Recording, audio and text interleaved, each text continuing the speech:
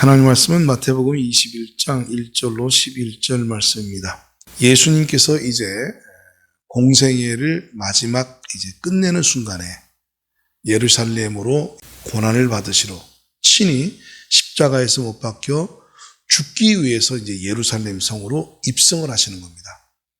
그런데 당시의 유대인들은 이 예수님께서 십자가에 못 박혀서 고난받고 죽기 위해서 오신다고 생각하지 않고 이제 드디어 그가 이제 이스라엘을 구원하시는 구세주로서 다윗의 왕위를 이어서 이스라엘을 다시금 회복하기 위해서 예수님께서 입성하신다고 생각을 했어요. 그래서 대대적으로 많은 무리들이 나와서 호산나 호산나 다윗의 자손이여 하면서 환영을 하고 기뻐했어요. 정녕 예수님께서는 이스라엘의 왕으로 오셨고 분명하지만 종려 그 가지를 흔들면서 예수님을 맞이했던 이스라엘이 생각했던 왕과 하나님이 예수 그리스도를 우리의 왕으로 보내신 그 왕의 개념이 달랐어요. 이거를 저들이 이해를 못했기 때문에 참 아쉬운 상황이 되집니다. 우리가 이미 역사를 익히 잘 아시기 때문에 미리 말씀을 드리면 이렇게 대대적으로 예루살렘에 입성하시는 예수님을 왕으로 환영하고 난리가 났습니다. 그래서 예루살렘이 막 진동하고 막 난리가 나니까 도대체 무슨 일이냐? 저가 도대체 누구이길래 이런 소동이 벌어지고 이런 난리가 일어나느냐 하고 대제사장들과 종교 지도자들이 당황을 했잖아요. 그런데 결과적으로 어떻게 되집니까?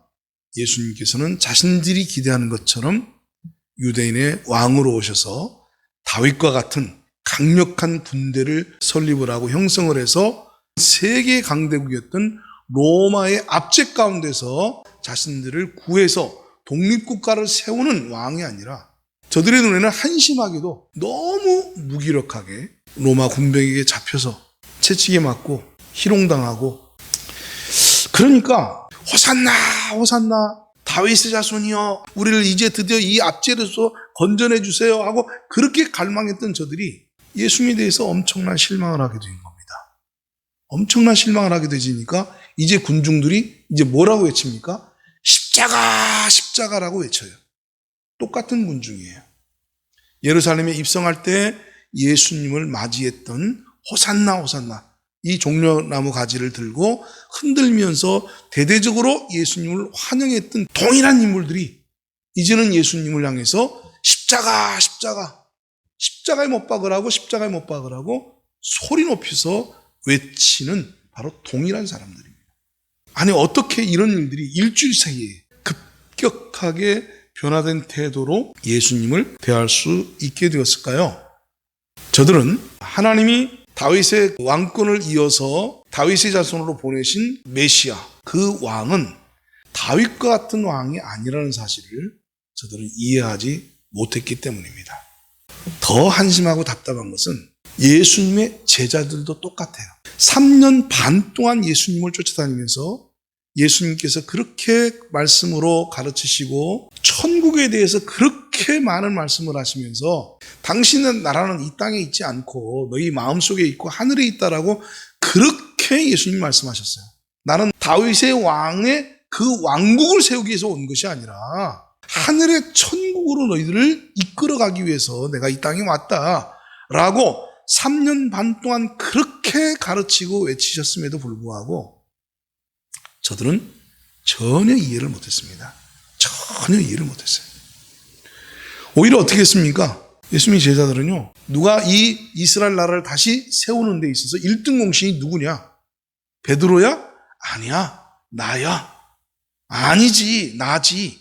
그리고 서로 자신들이 더 높은 공신이면서 그러기 때문에 더 높은 지위를 차지해야 한다고 그렇게 다투는 한심한 사람들이었어요.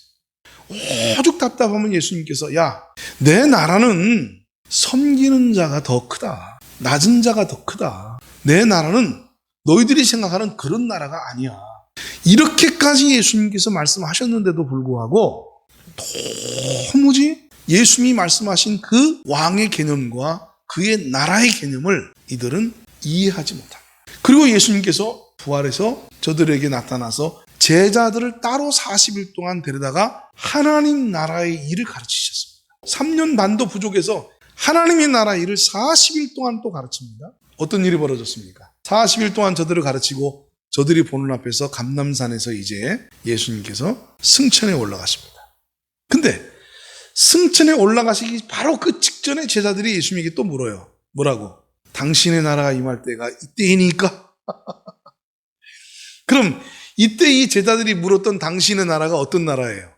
네, 다윗과 같은 실질적인 이 권력을 행사하는 그 나라, 독립국가, 이스라엘 나라가 이 로마로부터 독립되어져서 다윗의 그 화려했던 전성기 같은 그런 강력한 그 군주국가를 지금 이제 그 일이 가능한 때입니까? 하고 그때까지도 물어요. 그때까지도. 그러니까 여러분 이게 얼마나 기가 막힌 겁니다. 얼마나 기가 막힌 거예요. 이스라엘 백성들은 오직 기다리고 있는 메시아, 고대했던 그 메시아가 다윗과 같은 왕권을 가지고 권력을 가지고 힘으로 무력으로 로마의 압제에서 저희들을 건져내고 새로운 왕국을 건설해서 그 왕국이 유지될 거라고 저들은 굳게 믿고 있었어요. 저들은 그 생각을 조금도 의심해 본 일이 없어요. 다른 왕국, 다른 개념의 왕, 이런 개념에 대해서는 저들은 조금도 생각해 본 일이 없습니다. 그러니까 예수님의 제자들까지도 3년 반 동안을 예수님과 쫓아다니면서 그 모든 일들을 예수님이 행하신 일들을 지켜보고 예수님이 가르치신 그 가르침을 받았던 그 제자들조차도 마지막 승천에 올라가시는 그 예수님을 붙들고 당신의 나라가 이제 임할 때입니까? 이렇게 물어봐요. 기가 막히죠. 그러니 일반 유대인들은, 당시의 유대인들, 이스라엘 나라 백성들은 말할 것이 뭐겠어요. 그러니까 저들이 실망한 거죠. 다윗의 자손이여 호산나, 이 호산나라는 말이 우리를 구원하소서 그런 말이거든요. 그럼 저들이 말하는 우리를 구원하소서라는 그 구원의 개념이 오늘 우리가 생각하고 있는 그 구원의 개념입니까? 아닙니다. 아닙니다. 오늘날 우리가 죄로 말미암아서 이 사탄의 권세하에 있는 우리를 건져내시는 그 구원이 아닙니다. 오늘 본 말씀 좀 볼게요. 그들이 예루살렘에 가까이 가서 감람산 벳박에 이르렀을 때 예수께서 두 제자를 보내시며 제자를 보내셔서 예루살렘 입성 준비를 하십니다. 그런데 자 보세요. 예수님께서 예루살렘 입성을 위해서 뭘 준비하셨는가? 2절입니다. 이르시되 너희는 맞은편 마을로 가라. 그리하면 곧 매인 나귀와 나귀 새끼가 함께 있는 것을 보리니 풀어서 내게 끌고 오라 라고 얘기를 해요. 왜요? 그걸 타고 입성을 하려고 하는 겁니다. 3절에 만일 누가 무슨 말을 하거든 주가 쓰시겠다 하라. 그리하면 즉시 보내리라 하시니 이거는 이미 하나님이 그렇게 역사하시고 섭리하신 거죠. 이는 선자를 통하여 하신 말씀을 이루려 하심이라. 일러스되 시온 딸에게 이르기를, 이제 이사야 62장 11절과 스가랴 9장 9절 말씀을 이제 인용하고 있는 겁니다. 시온 딸에게 이르기를 내 왕이 내게 임하나니 그는 겸손하여 나귀 곧 멍에 매는 짐승의 새끼를 탓도다 하라 하였느니라. 자, 생각해 보세요. 혁명을 일으키고 반정을 일으키려고 하면 어떻게 준비합니까? 군사를 준비해야죠.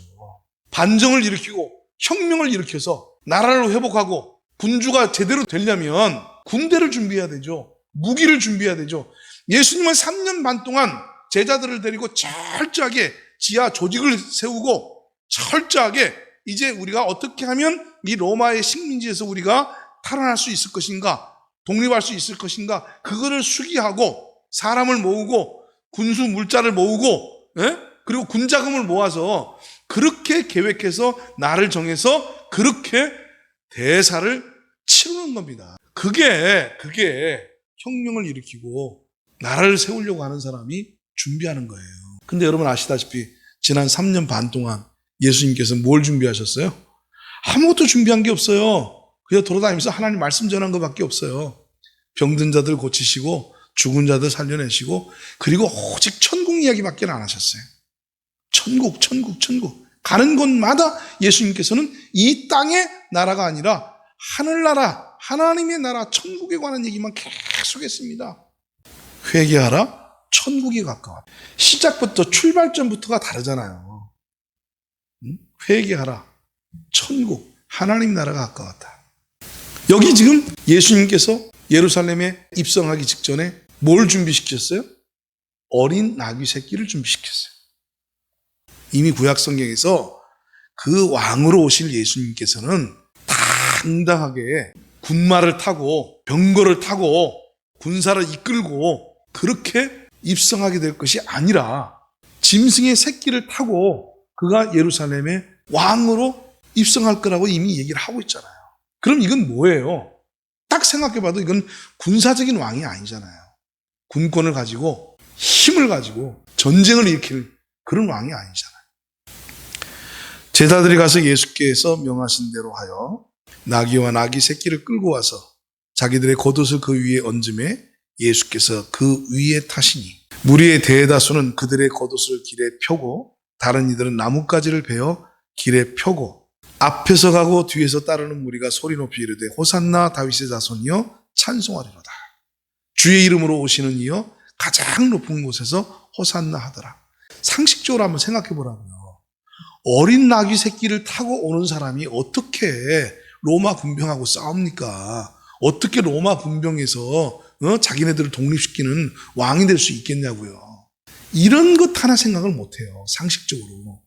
엄청난 군대 대군을 준비시켜가지고 그 군사를 이끌고 병거를 타고 당당하게 입성해야 야 드디어 우리가 기다리던 다윗의 자손이 왔구나, 메시아가 왔구나, 호산나 우리를 구원해 주세요. 아, 그게 그림이 맞지. 그게 정상적인 그림이죠. 그게 상식적인 그림이지. 여기 지금 어린 나귀 새끼 지금 나귀가 지금 제대로 걷지도 못해. 어린 나귀인데다가 사람 처음 태워봤다니까. 나귀가 뒤뚱 겨우 걸어서 지금 이제 예루살렘 가고 있는데 그 꼴을 한번 보란 말이에요. 이게 얼마나 코미디입니까? 이게 얼마나 웃겨요. 그런 모습으로 지금 예루살렘에 가고 있는데 그들은 막 신이 나가지고 그 예수님을 향해서 그냥 마치 개선장군이 나타난 것처럼 병거 타고 군사들을 이끌고 온 것처럼 막 난리 버거지를 치고 앉았더라고 말입니다. 어색하잖아요. 너무나 어색하잖아요. 사랑하는 성도 여러분, 오늘날 예수님을 믿는 사람들이 이렇게 예수를 어색하게 믿고 있는 것들이 너무나 많아요. 오늘 이 종려주일에 우리가 깨달아야 할 점들이 있다면 바로 그것입니다. 그 어색한 이 장면을 연출하고 있는 것처럼 오늘날 너무나 어색한 장면이 오늘 이 시대에도 그대로 교회 안에서 재현되고 있단 말이에요. 예수를 향해서 예수님 당신이 나를 구원해 주세요. 뭘 구원해 줄까? 나는 돈이 부족해요. 나는 가난해서 구원을 받아야 돼요. 나는 참 병들었어요. 질병에서 구원을 받아야 돼요. 정말 나는 성공해야 돼요. 왕이라는 타이틀은 똑같은데 왕에 대한 개념이 달라지니까 이런 우스꽝스러운 역사가 되풀이되고 재현되고 있다는 말입니다. 예수님은 십자가를 짊어지시기 위해서 어린 나귀 새끼를 타고 지금 예루살렘에 입성하고 있는데 예수님이 오신 왕은 우리의 영혼을 구원하시고 그리고 우리의 영혼을 올바른 길로 이끄시기 위한 왕으로 오신 것을 믿으시기 바랍니다. 오늘 우리가 이 사실을 정확하게 깨달아야 됩니다. 종려주일의 진정한 의미는 바로 여기에 있습니다. 오 주님, 지금까지는 내가 나의 인생의 주인이었습니다. 지금까지는 내가 나의 왕이었습니다. 내 마음대로 살았고 내 뜻대로 살았고 내 의지대로 살았습니다. 그러나 이제 당신을 나의 진정한 나의 삶의 왕으로 인정하고 왕으로 섬기기를 원합니다. 제가 당신을 나의 왕으로 영접합니다. 그래서 자신들의 삶을 주님 앞에 완전히 무릎 꿇고 주님을 왕으로 인정하는 바로 나를 구원해 주세요. 죄로부터 나를 구원해 주시고 이 세상으로부터 나를 구원해 주시고 나의 어리석음으로부터 나의 연약함으로부터 나의 무능함으로부터 나를 건져내 주세요 하고 그 주님께 우리의 인생을 내어 맡기기 위한 왕으로서 그분을 우리가 맞이해야 되는 거예요. 그게 종려주일에 우리가 예수를 왕으로 맞이한다는 그런 의미입니다. 세상에서 부자 되고 세상에서 성공하고 육적으로 우리가 잘 나가고 육적으로 만사형통하고 이런 것들은 마치 이스라엘 백성들이 예수님을 진짜 다윗과 같은 이 시대의 왕국을 세울 수 있는 육의 나라를 세우고 땅의 나라를 세우는 그런 왕으로 맞이했던 것과 똑같다고 말입니다. 너무나 우스꽝스러워요. 안 맞아요. 십자가에 못 박혀 죽으신 예수님 앞에 나가서 예수님 나 부자 되게 해주세요. 그러면 얼마나 웃겨요. 이게 이치 안 맞잖아요. 예? 예수님 뭐 때문에 십자가에 못 박혀 돌아가셨는데 그 십자가에 못 박힌 예수님 앞에 가가지고 예수님 부자 되게 해주시고 성공하게 해주시고 잘 나가게 해주시고 만사형통하게 하시고 들어가도 복을 받고 나가도 복을 받고 머리가 되고 꼬리가 되지 않게 주여 나를 축복하시옵소서라고 그 십자가 앞에서 여러분들이 기도하는 그 꼴을 한번 보세요. 십자가를 향해서 그렇게 엎드려서 간절히 간구하는 그 모양을 한번 보세요. 이게 이치에 합당한 것인가? 이 그림에 맞는 그림인가? 너무 어색한 그림이에요. 너무 이상한 그림이잖아요. 예수님이 십자가에 못 박혔을 때 가장 어울리는 그림이 딱 하나 있습니다. 무슨 그림입니까? 예수님 양옆에 강도가 함께 못을 박혔는데 그 중에 한 강도가 이렇게 말합니다. 당신의 나라가 임할 때에 나를 기억해 주세요. 그때 예수님 말씀하십니다. 오늘 밤 네가 나와 함께 낙원에 이르리라. 이 장면이에요.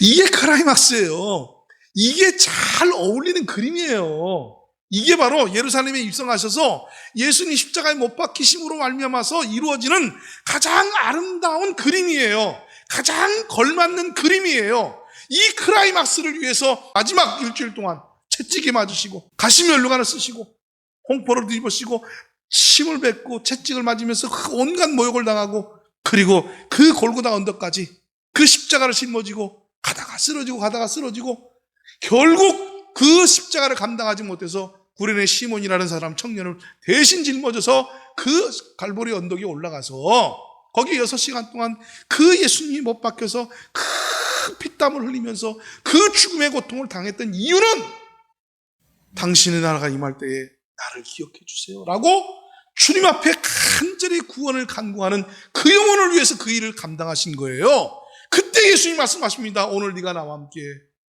낙원에 있으리라. 뭐냐? 기꺼이 이 지금 십자가는 너를 위한 십자가다.